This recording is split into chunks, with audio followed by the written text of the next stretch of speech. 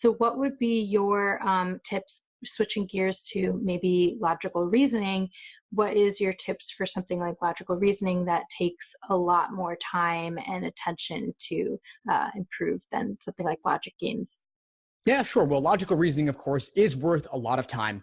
It's half the exam. It's half the scored sections. So it's also somewhat unfamiliar at first. It's obviously text.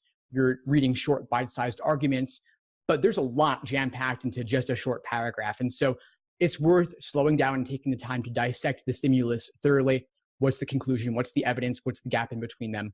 A lot of time, folks will focus on doing questions by question stem type, like is it strengthen or weaken or must be true, and that's useful. But I also recommend looking at the viewpoint of the stimulus itself.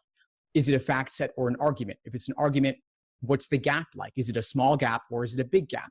How is LSAC framing it with the question stem to guide you in how to view the argument in terms of the method of reasoning and how reasonable it is? So it's really important kind of to take the stimulus as if somebody were speaking to you and you were having a conversation with them and you're pointing out why they're dumb or trying to help them boost up their argument. Right. Now, I think when it comes to the answer choices, folks should spend a lot more time engaging in excruciatingly detailed review of the choices and their thought process when they engaged with them. So let's say you got it wrong. What was tempting about the wrong answer choice that made you pick it? And what ultimately makes it wrong? And what's discouraging about the right answer choice that pushes you away from it? And what ultimately makes it correct? So there's these traps of encouragement towards the wrong answer and traps of discouragement pushing you away from the right answer. Mm-hmm. And you want to force yourself to engage in that process. And it's not easy. Most folks don't do it enough. And I'm not saying you should do it for every single question that ever gave you trouble, but for at least the hardest ones, it's worth articulating this, writing it down, or at least, speaking about it with someone else. Right. And that's something I think is a really important skill to learn, especially for people that do go on to law school and you end up graduating and you take the bar. There were so many parallels between the bar exam, MBE questions, or UBE, they're now called, and the LSAT, logical reasoning. So for listeners who might not know, the bar exam has 3 sections. You have an MPT, which is like a DBQ if you ever did a document-based question in school. Those are easy.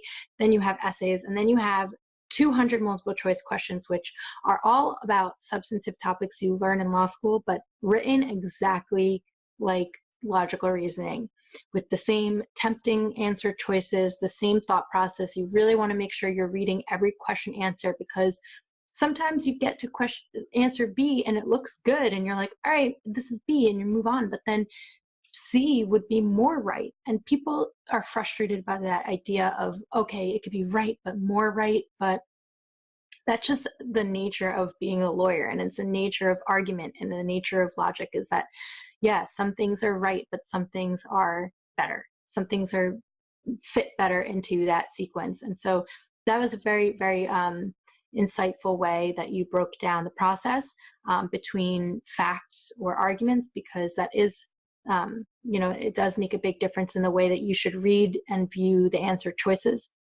And yeah, that's actually really good advice. I hope everybody wrote that down and it goes through the process that way. Thanks for tuning into the show. Please subscribe if you haven't done so already to be notified of new episodes as I release them. And feel free to reach out if you need anything at all as you move forward with your prep. I'm happy to help however I can. In the meantime, I'll wish you all the best and take care.